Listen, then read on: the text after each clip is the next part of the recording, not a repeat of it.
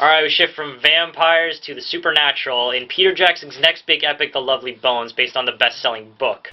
Here we have this 14-year-old girl named Susie Salmon who is murdered by some guy, and they're trying to figure out who it is. Now, the problem with this movie, I'm going to say right off, is that it does not flow at all. It jumps from emotion to emotion without any connectivity at all. But, that being said, this movie is visually jaw-dropping. It's honestly like Tim Burton met Crayola or something. Grandma, Susie's in the in-between. I wasn't gone. I was alive in my own perfect world. But in my heart, I knew it wasn't perfect. My murderer still haunted me. The performances are all pretty much decent, but there's a lot of underuses of some of its cast, in particular Rachel Weisz, who her performance comes into the movie and it's just, and then it's gone. It's like she's put off to the side or something in the sake of the main story. Then we have also Susan Sarandon as the grandmother, who I wasn't really sure what her role in the movie was, whether it was comic relief or just to create a conflict with the movie.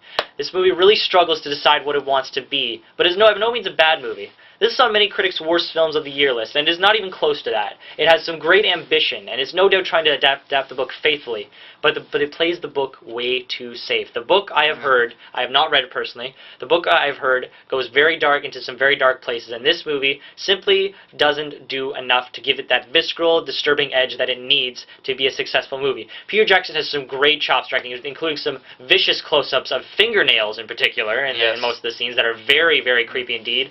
We also have some wonderful performances from Stanley Tucci as the cold-hearted murderer who raped and killed Susie Salmon. Did you want? No, thanks, I'm fine.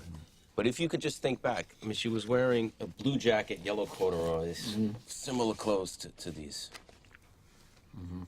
This blue jacket here? The darker blue jacket. And on the second photograph, you could see the pants as well. Oh, I see. No, it does not ring a bell. But you were at home that day. What day? Last Wednesday? Last Wednesday.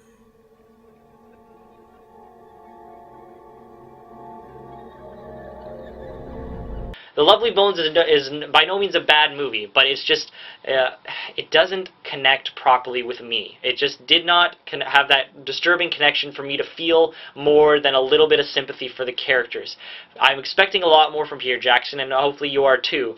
That is why I'm going to say that The Lovely Bones is a solid rent-it movie. Yeah, I agree with you on the tone shifts. The reason why I'm going to say very marginal see it for me is I know it's nowhere near the caliber of American Beauty. You can't even compare those. But I love how this film tries to define death.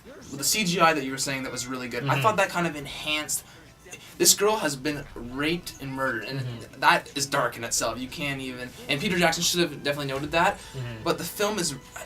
It almost finds. Yeah, she's dead. You can't control that. She's gone. But it finds this kind of. Almost like everything is going to be all right, and a lot of people might find that taken very seriously. Like you get raped and murdered, that not everything's going to be all right. Obviously. I thought that was kind of trying to find a beauty in a really bad thing, and I thought that was kind of a really cool spin-off of it all. And you're right, there's a lot of really underused characters like Susan Sarandon. Like I didn't see her purpose. She is kind of like the clown, there for comic relief. No purpose, I admit that. But I thought the performances, if the performance by Stanley Tucci and Susie Ramon, if those weren't good, the film would have been garbage. Yes. But they've definitely saved what could have been a potentially drowning in itself film. No. But they really bring out the best in the movie. But it's just that jump. It's way too jumpy. Like, we have these wonderful scenes that have the potential to just stick with you a bit. And before it has the chance to stick with you and attach to you, it moves on to the next scene, abruptly changing tones. Like all of a sudden, we're very sad about Susie's death. Then cut. We're in this wonderful magical world of the halfway dead, halfway not dead. I see what you're saying, but I think that's what Peter Jackson is doing. I think he thinks the in-between is kind of this beautiful place. It's kind of juxtaposing the earth, like where she like the living basically, in this in between, kind of like this purgatory sort of thing between heaven. I thought that was kind of a cool, and then kind of how she's looking down at them, and then how they cope with her loss. I thought that was a really cool idea.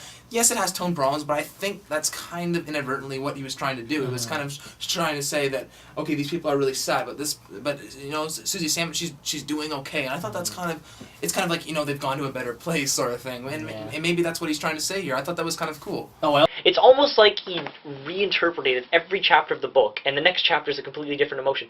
Like, it needs to flow. This could have been such a beautiful epic, and instead it's only a mediocre movie with some feelings muddled beneath this. Can I say one thing, though? this part with Stanley Tucci and Saoirse Ronan in the underground little playhouse Yeah, that he makes, Stanley yeah. Tucci that he makes before he kills her. Yeah.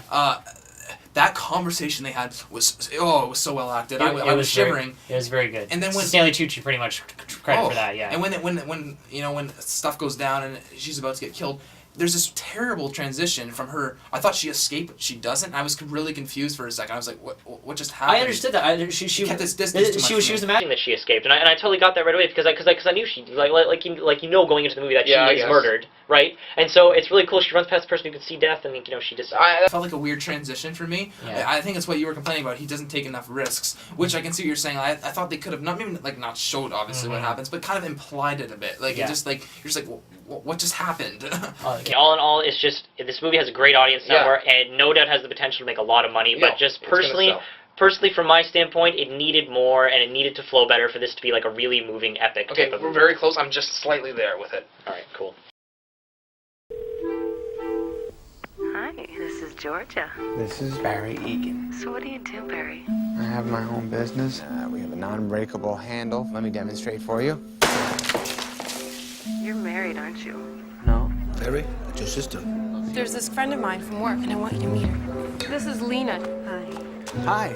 All right, so my DVD pick this week is one that kind of fell through the radar. It was Paul Thomas Anderson's Punch Drunk Love, one of my favorite films of this decade. It stars Adam Sandler playing Barry Egan, a man who is basically socially impaired. He doesn't know, he has 8 sisters, and he doesn't really know how to react to them. Sir, I've explained this to you before. It takes this much time to process. Right, You have 7 right. Well, how am I months. supposed to know this if you don't tell me this? If it's not in your rules and regulations, in the Sir. fine print? That's an impossibility It for takes anyone to that know much this. time to process. Okay, I didn't That's see how a much 6 time or it an takes 8 to process. anywhere. This is bull That's crap how to me. much, sir, No, I can't no, explain to you. no, It takes no, that much no. time to process. Hello. There's a very funny sequence with him and Luis Guzman, who's always good in everything he does.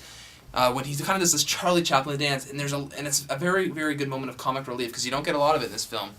And this film, it might set you off guard. You might think it's too dark, and this character's almost kind of unlikable because he's so socially awkward. But I thought Paul Thomas Anderson's script and his tracking shots just really worked for me. And this movie, it really moved me from start to finish. Philip Seymour Hoffman even plays kind of a hustler, really this kind of big scumbag who's blackmailing Barry Egan in the film. And he's really, really convincing, as he always is. You understand me, sir? You're sick. No.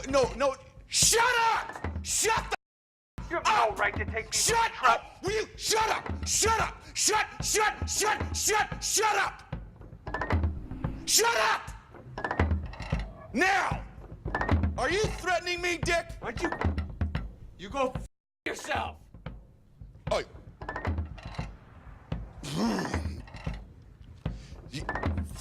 Did you just say go fuck myself? Yes, I did. I thought this film was really good. I mean, Paul Thomas Anderson does it again for me. Yes, we talked about this last week as well. Comedians playing creepy roles Yeah. or dark roles or dramatic roles, they are very underrated and very good at it. With Jim Carrey in Eternal Sunshine, you know. Yeah. Well, Robin Williams' 1 Hour Photo, and now we have Adam Sandler in Punch Drunk Love. Like they all work because they're out of their norm and they're trying to be ambitious and do something different. And I think that's why this film works because of its great ambition, great performances, and its really unflinching script.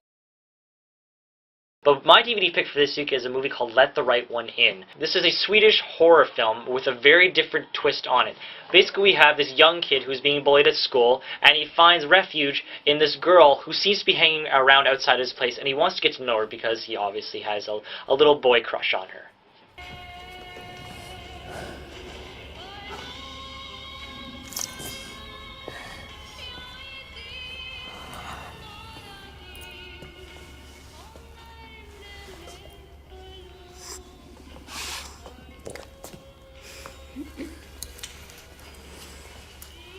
Vi ska blanda. Det är ju inte alls ont. Men du behöver ju bara sticka dig i fingret.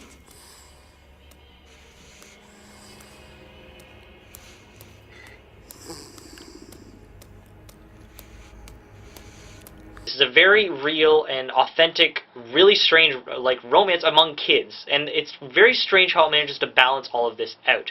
It is one of the only horror films to nearly bring a tear to my eye, and that is probably why I liked it so much.